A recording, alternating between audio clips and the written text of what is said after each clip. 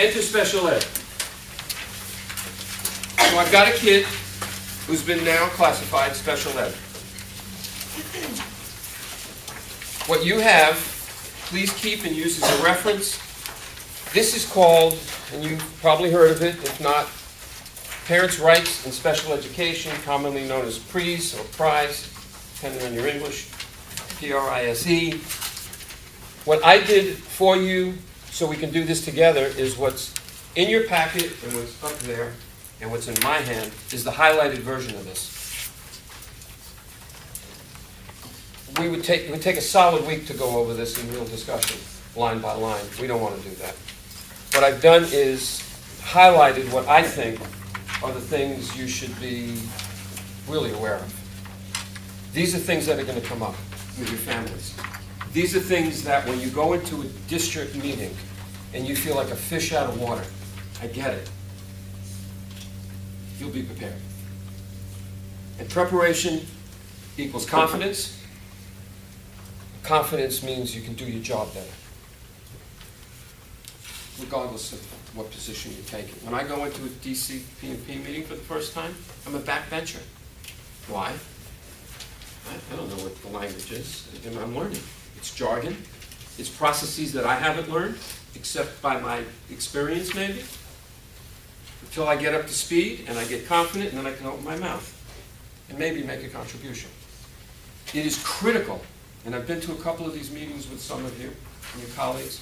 When we go into a district meeting, you really need to be prepared and know what the climate's going to be, know what your role is, know how you can help that family without alienating that district.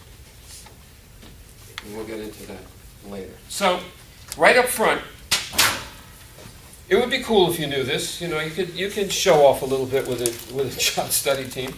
NJAC. I've lived my entire life here in New Jersey under this.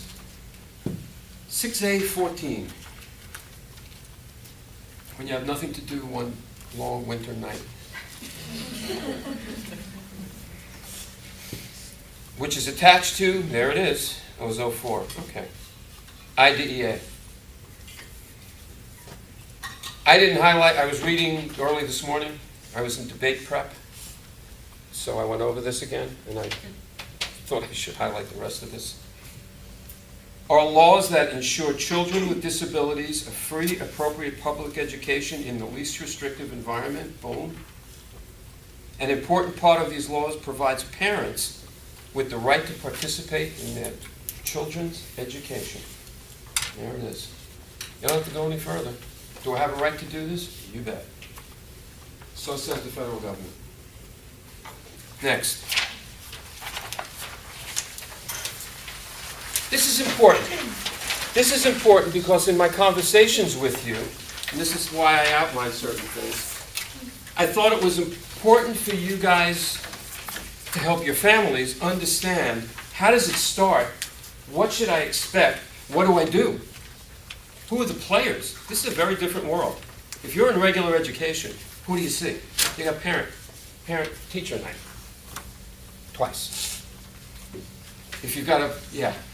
Now, is this information that advocate is pretty much specialized in? They have it memorized.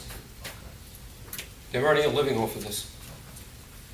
By the way, their interpretation of this. And I had the pleasure of being in a district meeting with the family and us. And I did know the district, thank God. And the advocate was there with the parent. And it was quite the show. Quite the show.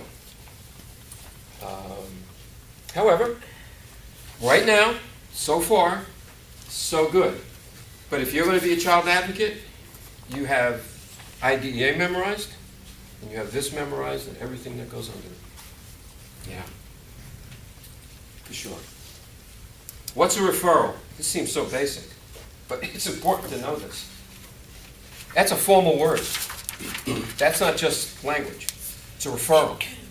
A referral is a written request for an evaluation that's given to the school district when a child is suspected of having a disability and might need special ed. Referral for evaluation. That's the key here. It all starts with a referral for an evaluation. Who makes the referral? Your parent can. Your parent can, because of concerns they're seeing, hopefully based on reality, make a referral, and you see how that's made, to the school district. They'll even tell you who to make it to and how to make it. It should be backed up by something, which is where you come in. Because if you know what you're talking about here, and you're having this conversation with them, because it hasn't happened yet, they're going to say, George, help me out here. You know, he's a mess. He can't do his homework. He has no attention span. They're telling me everything's fine in school, but everything's a mess here. You know, I'm seeing things. We've always seen things. Nobody's listening. You know, how do I get the school to listen? Well, this is not being an advocate. This is just telling him the steps. You can make a referral. I don't know what's going to come of it. That's not my department, but here's the step to take. And here's how you have to do it. And folks, I don't know how many times in the next 2 weeks I'm going to repeat this word or thought. But from my experience with you and your colleagues, I've seen the mess this could turn into if it's not done right. How do you do it? Well, who can make a referral? Parents, school personnel, agencies concerned with the welfare of a student, including NJDOE. Can you make a referral? That's a good question. I can tell you what I would do. I wouldn't. The minute, you might be allowed to, but what we would have to consider, and that would be on an individual basis, your supervisor, us, you know, whoever, is how will you be perceived if you make the referral to the school district? Not that there's anything wrong with it, but a care manager making a referral for evaluation, I don't know. I'm going to look that one up. I'm going to talk about that someplace. That would be unusual. Be careful with that one. So, what happens when a referral is made? This is big. This is where we run into trouble. This is where some of you have already, not you, but you and your district, your families and districts, within 20 calendar days, it's always calendar days, except you'll see on the bottom, of receiving a referral, the school district, look at it, must, underline that, I should, must hold a meeting to decide whether an evaluation will be conducted. It's not automatic. They have to have a meeting to decide whether there's efficacy to this request. So obviously, it's not just because you asked we're going to do it. That would be nuts. It has to be based on something. It can't be frivolous. You can be very helpful in that role with a family. 20 calendar days. Tick-tock. This document, which reflects the regs, is rife with calendar timeframes, which have to be upheld by the families and the districts, or else all kinds of bad stuff happens, which we'll get to next week. All right. Decision-making and participation. How are decisions made about my child's special needs? Okay, here we go. Identification is part of it. That's the evaluation. Evaluation, nature and scope of assessments. By the way, evaluation is the category, the assessments are the individual tests. So when I say, you got an IEP, you'll say, sure. I'm going to say, so let me see everything else that goes with it that made it up. You say, I don't have it. I'm saying, you're throwing out the baby with the bathwater. You need that psych eval. You need the neuropsychiatric if it exists. You need the ed eval and they have it. The social history, wonderful. Your social history, you do a social history here? Yeah, No? some. Some. I have a question. I apologize for my ignorance. When a family is assigned to you, does that come with information about their past? When it's missing, what do you do? Do you have the right to get something? Well, if nothing exists, you can't create a test. So there can be families which you know very little about historically, formally, in writing, correct? Make believe that's a soapbox. I'm going to get up on that and yell at the moon. that you don't have the ability to get that or have that. It would be inconceivable. Thinking of a movie. It would be inconceivable in education. You know what movie I'm talking about. Some of you do. And this is being taped. Sorry. We'll edit this out. Princess Bride. Couldn't help myself. Inconceivable. In education, if we're talking about special education, not to have a social history. Ladies and gentlemen, it is not allowed not to have a social history. You could not classify a child as special ed if you didn't have a social history. If they don't have one and the referral's made, they're going to do one. Why? Do I have to tell you? Wouldn't you like a social history that goes back since this kid was born? Yeah, more than life itself you would. As opposed to depending on an agency and the family telling you what the history is. So when I said you have the IEP, I'm going to say, do you have the social history, the ed-eval, and the psych? Those are the big three. If the kid has really got issues, not physical ones, you're going to see a neuropsych, a neuropsychiatric done by a doctor. They're not uncommon, and I love neuropsychs. They give me a lot of information. They give me the psychological side and they give me the neuro side, and you know the wires are connected. So when it's an initial evaluation, you have to do all three. Psych, ed, social, at least. That's huge. So when you can, and you're allowed to, get it. It's a wealth of information. That's going to help you understand the context of this family, this child's education, and even the school district. You never know. Okay. So there's identification, evaluation, and classification. This is what I've lived with my whole professional life. Identification, evaluation, classification, and then the fourth part is placement. Development and review of your child's IEP. There's the meeting that the parent, remember, has to sign. First one out. Original IEP, first-time classification, cannot be implemented and put in unless parent/guardian signs it.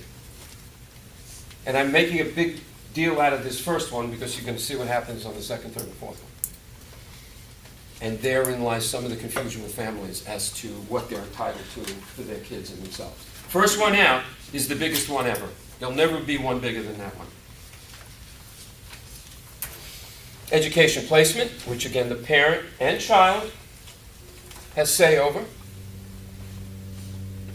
And then the reeval. That's come up. Reevaluation. Know this, it'll be repeated. The IEP must, under the law, on its anniversary date, be reviewed. It's called an annual review. Write down annual review. That's the language of child study team. You want to know that one. Within, give or take, a few weeks, to accommodate everybody, they're going to hold a meeting again. And they'll call it an annual review. So what about sometimes our parents, it's been talked about, that they just sign off that they don't want to do the reeval, and then next thing you know, when they find out they need to really do it, it's too late, you already have the signature, And that's the sticky wicket. And that's where it gets nasty and ugly. And that's where we have to delve deeper into, we're going to come across it. It's addressed in here. What you, I'm sure, are experiencing, if you haven't, you will. Because even before you arrived on the scene, they signed or didn't sign things based on what they understood or didn't understand, and their prejudices that they bring to the table towards the school district, and the stigma attached to what they're going through. That's just the things I know about. There's 100 variables that impact on a parent as to taking that leap and making that decision. But by the way, the one that doesn't really fly too well when you get to the big due process levels is I didn't know. Ignorance is not an answer.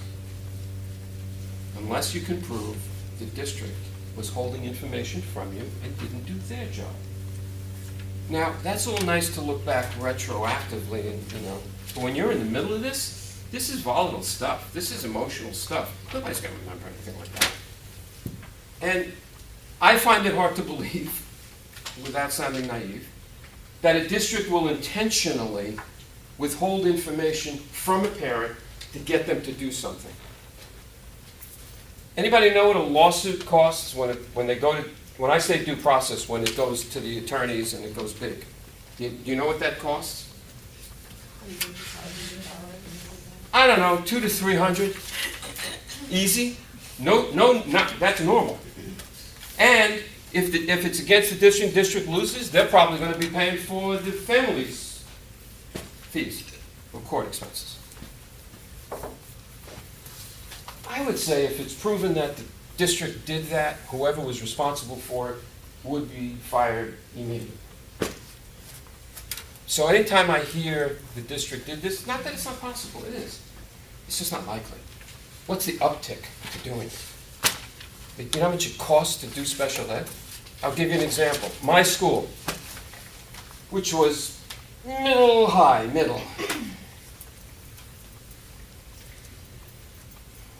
If you went 210 days, 180 is the required amount of school for everybody in this state, give or take, not less than 180. If you go to extended school year, you call it summer school, extended school year, ESY, it could be up to 30 days more. So 210 is not unusual. Sometimes it's 25 more. We were 210. 80 grand? Doesn't include the busing. So it's well over $100,000. And I'm not high. You have a kid who's developmentally disabled. You have a child who's in a wheelchair for the rest of their lives with a breather, with somebody pushing them. You know what that costs? You have a kid who's severely autistic, 1-to-1, the rest of their education career, and all the services that go with it. Well over $100,000. District would be out of their minds to mess with something like that just to get what they want. That's why we have to ask those families lots of questions and make sure they understand the impact. Which we're going to. Have you had this experience at all? Just confusion within those families? Or not knowing what they're doing? You're going to see why you don't get too many chances at this. It's coming next. You are considered a member of the multidiscipline team. I put it right underneath there. You, the parent party. Which means, by the way, you. Because if that parent says, my care manager's coming with me, you're part of the multidiscipline team. And then my question to you is, okay, you want to go to support them. Are you ready? Are you prepared? Do you know what you're talking about? Not about your IC services you're doing in the house, but what that school district's doing in special ed. That's what you need to really be up to speed on. And you can. This is what we're going to talk about. Next. I starred this on mine because one of your colleagues came to me with this. And you've had this experience if you've had people that don't speak the language, lingua franca. You have the right to an interpreter, translator, or sign language interpreter provided by the school at no cost to you when necessary. State regulations, guys. So, when the family doesn't speak English well, or hardly, or not at all, and the district knows this, and you're having some trepidations and problems, and they say to you, because you know them, you have the relationship, can you come along and translate? You didn't hear this from me. Don't do it. Don't be nice. You're not helping. You're putting yourself at risk, and you're putting the CMO at risk. Do you know why? Tell me why. Tell me why. Tell me why, If you start translating, you're putting yourself and the organization at risk. If anything goes wrong, it's your fault. You're the go-between. Oh, they didn't get it exactly right. Well, I didn't understand. You're in the middle. You're it. You're the conduit. You don't want to be a conduit. Not for that. I understand the helping. It's great. Of course. But I'm here to tell you, I don't care what that school district tells you, they have to bring in a translator at their cost. They already know it. If you can help them out and your friends and it works out nicely, you've saved them some bucks, they're going to appreciate it, but then you're in a situation I'd rather not sit you in. And as George is alluding to, folks, there are subtleties in language and meaning. And if you're not an expert in special education or know all of that, and you're trying to explain that in their language, it's tough stuff. And while I appreciate your effort, you don't have to do it. Or maybe you can't go to the meeting. You have a face-to-face. You have a brand new family. It's a crisis. You can't go. You don't have to go if that's the only reason. They'll find somebody. You tell them no, trust me, they'll find somebody. They have a whole core of people that they use for this. Particularly districts that have communities living in them that typically don't speak a lot of English. Participate in required meetings through other means such as individual phone calls if you can't attend. If you can't make the meeting, you can do it through video conference, you can do it through the telephone, you can do it through electronic means. It's fine, we do it all the time. Speakerphone, right? You've probably been to some of those already. All right, skip down. Notice of the meeting. Here it is, folks. Notice. How will I be invited to participate in meetings? I cannot overemphasize this because this is where due process finds its birth. The school district must notify you in writing, early enough to ensure that you'll have an opportunity to attend. In writing. And by the way, the door swings both ways, you're going to find out. If your parent, guardian, does not notify in writing back, oops, I'm involved in one now with somebody, that this is what it's going to hinge on. I'm talking big dollars. We already have attorneys, lots of money being thrown around here. And where it originated, patient zero is notification in writing. Not by the district, but by the family. And I'll give you the example of it in a minute. It's very cool, but not.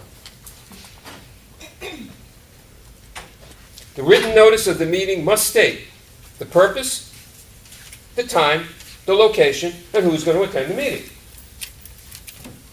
Full notification, in writing. And by the way, there is still a post office. If not, there's FedEx and UPS.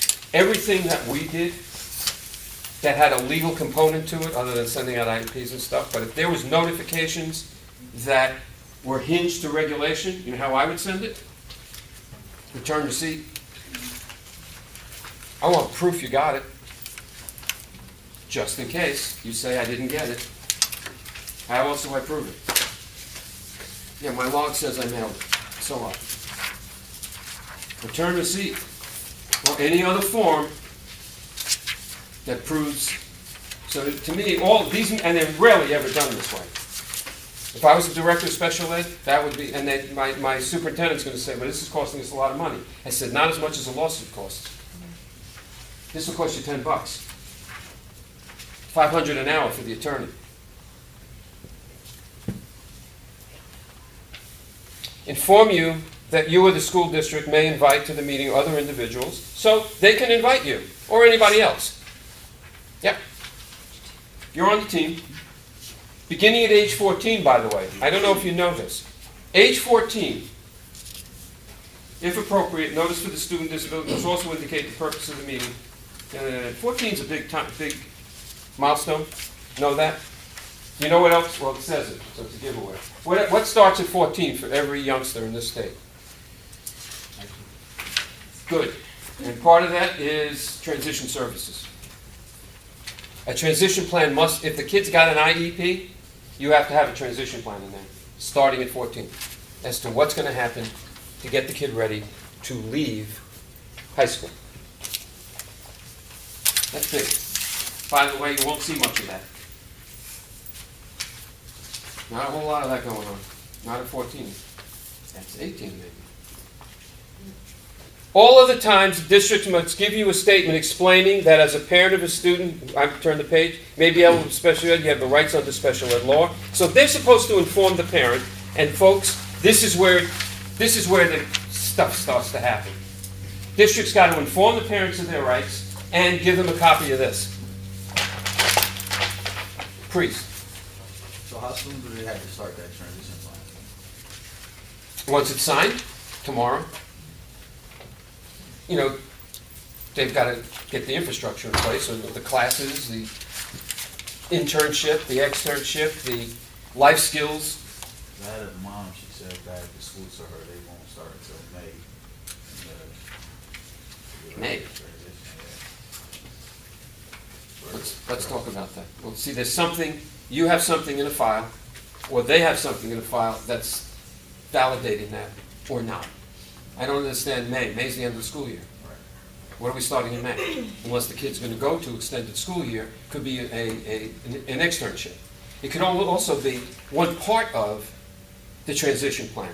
So he may be taking life skills classes, and then starting in May, they're going to do the externship or community service. I don't know. We've got to find out. Sources we make on electronic mail. And this is the state, and of course they misspelled this. They left out the R. It's electronic, which is kind of cool. Excuse me, Jeff. It's electronic. I was just reading through it. So, if the child's been reevaluated, Oop. Yep. the school doesn't necessarily need your consent? Nope. We're going to get to that. You're way ahead of me. That's Carl. He's got it. He got it. He knows what he wants. Native language and written notice. This is a good one. They got to put it in their native language. You know how hard that is for districts sometimes? But it's required. Which is, to me, duh. If I can't read English, and all I can read is whatever, what is the English? I wouldn't know what you're talking about. Got to be native language. This is the same thing, by the way, as translated. And we live in a very culturally diverse world. This is why this is here. When must the district provide me with the written notice? Here it is again. Remember the 20 days? Here's another one. Within 15 calendar days of a meeting regarding identification, evaluation or reevaluation, the IEP, the school district must give you written notice of any decisions that were made within 15 days. When will the district take the action described in the notice? Here it is. After you've received the written notice, you have the opportunity to consider decisions, propose action for up to 15 calendar days. There's a family here, and I was sort of involved in it, and I guess I still am.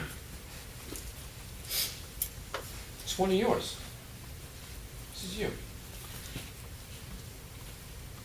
Never responded in 15 days. Sat there in the house, got the mail, got the notice, didn't do anything. You know what they're allowed to do after 15 days? You don't give them consent?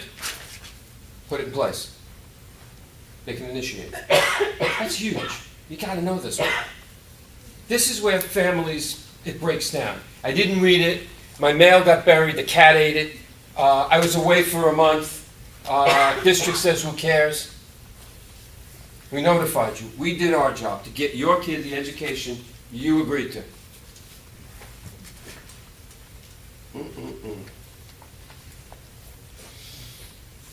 Accept the initial IEP. Here it is. Unless you request a due process hearing within 15 days of receiving the district's written notice, they can implement. You can appeal. You can go through an appeal process, But while that appeal process is going on, please know this, we're going to hit this later. Wherever the child is in place, it's called stay put. They will not move the child from that placement. You may be appealing it, and you said, I can't stand this placement. I know I didn't answer it, but I'm appealing it. I want to go to the, and they'll say, fine, but we're keeping the kid in the placement until such time as this is adjudicated. And that adjudication could take a very long time, as you're going to find out next week. Stay put. You know why we have stay put? I've lived through stay put with kids. Why do we have stay put? What happens if we don't have stay put? Time for a break. The kid's going to get moved around every other week. Can you imagine what this would be like for a kid? Okay, so we're going to take him out of the placement, we're going to put him in this placement. All right, 2 weeks, I don't like that placement, so we're going to argue it. Now we're going to move him to the other placement. Stay put until it's adjudicated. So parents need to know this. And I'll call it a consequence, and I don't mean consequence in the negative sense. This is a consequence of you not doing what you're supposed to do on time in the manner in which the law says you have to do it, and then you wake up one day and you say, I don't like it. Okay, you have a right, but during that time, unless the child's a danger to himself or others, always, that kid's staying in the placement. That was agreed upon originally. This is where it breaks down, guys. These are the gray areas. This is definitely not the black and whites. This is what you want to avoid at all costs with these families. This is what rips it apart. Stuff like this. And to me, this is the knucklehead stuff that if everything was lined up or you were there with them, you could guide them through this and avoid this mess. And that's not being an advocate. That's being a care manager. Yeah. Taking them through an environment that is very foreign to them. Threatening. Imagine if you don't have the language. Wow. I don't want to be that parent. I need help. I need help that's informed.